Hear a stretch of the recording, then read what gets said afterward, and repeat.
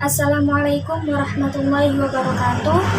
Perkenalkan, nama saya Inka Nurmawaddah dari kampus Institut Agama Islam Al-Falah As-Sunniyah Kencong, Jember, dari Prodi BKPI atau Bimbingan Konseling Pendidikan Islam. Di sini saya dengan teman saya yang bernama Dewi Wulandari, kami akan mempresentasikan sedikit tentang konsep dasar bimbingan konseling individu kelompok dengan tugas mata kuliah bimbingan konseling kelompok. Langsung saja, yaitu yang pertama akan menjelaskan tentang definisi bimbingan konseling kelompok. Bimbingan dan konseling kelompok merupakan dua jenis layanan pokok dari sejumlah layanan bimbingan dan konseling yang ada di sekolah atau di luar setting sekolah.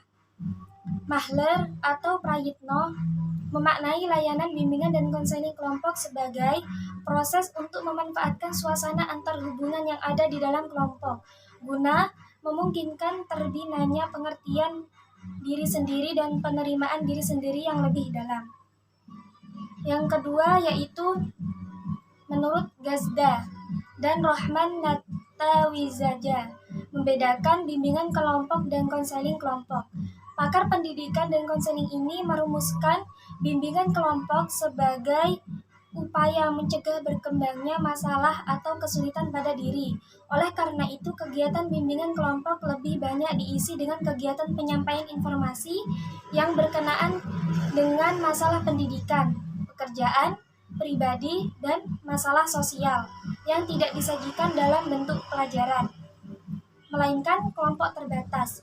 Sementara itu, konseling kelompok dimaknai sebagai upaya bantuan kepada individu dalam suasana kelompok yang bersifat pencegahan dan penyembuhan dan diarahkan pada pemberian kemudahan dalam rangka perkembangan dan pertumbuhannya.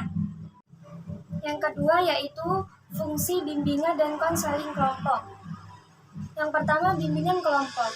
Dapat disimpulkan bahwa orientasi bimbingan kelompok lebih mengarah pada upaya pencegahan terjadinya suatu masalah, sekaligus mengandung fungsi pemeliharaan dan pengembangan.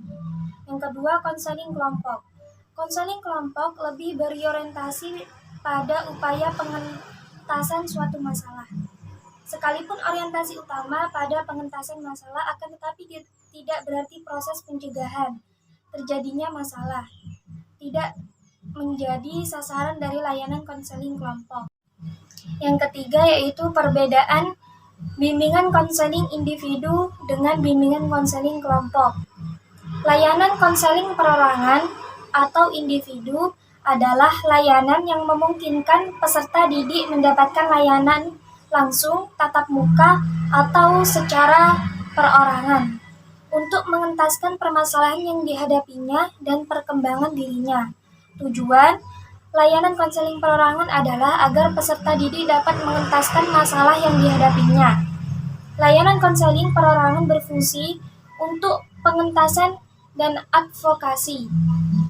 Secara perorangan, layanan konseling dilaksanakan melalui konseling individual atau layanan konsultasi. Penjelasan selanjutnya akan disampaikan oleh teman saya. Layanan bimbingan konseling adalah layanan yang memungkinkan sejumlah peserta didik dapat memperoleh bahan dan membahas pokok bahasan topik tertentu untuk menunjang pemahaman dan pengembangan kemampuan sosial, serta untuk pengambilan keputusan atau tindakan tertentu melalui dinamika kelompok.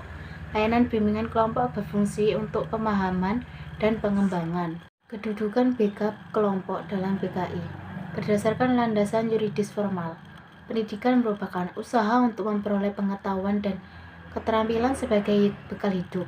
Dalam Undang-Undang Nomor 20 Tahun 2003 tentang Sistem Pendidikan Nasional menyatakan bahwa pendidikan merupakan usaha sadar atau terencana yang bertujuan agar peserta didik mampu mengembangkan potensi dirinya meliputi kekuatan spiritual, self-religious, kepribadian, kecerdasan, dan akhlak mulia, serta keterampilan baik untuk dirinya maupun lingkungan dan negaranya.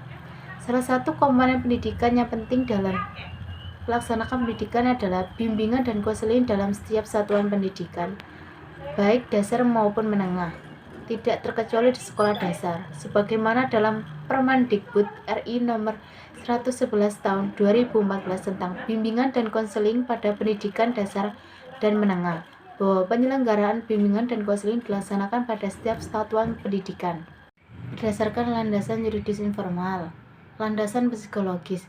Landasan psikologis merupakan salah satu bagian yang terpenting untuk dibahas dalam bimbingan konseling. Hal ini didasari bahwa peserta didik atau klien sebagai individu yang dinamis dan berada dalam proses perkembangan, memiliki interaksi dan dinamika dalam lingkungan, serta senantiasa mengalami berbagai perubahan dalam sikap dan tingkah lakunya. Landasan sosial budaya.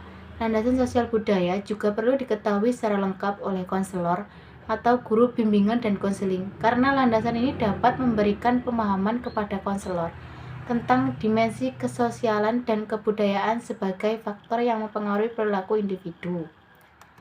Landasan ilmu pengetahuan dan teknologi dalam globalisasi.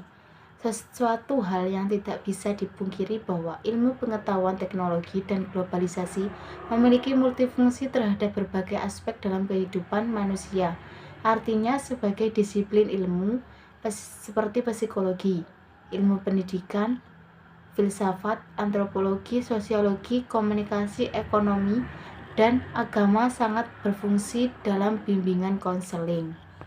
Sekian presentasi dari kami, kurang lebihnya mohon maaf. Wassalamualaikum warahmatullahi wabarakatuh.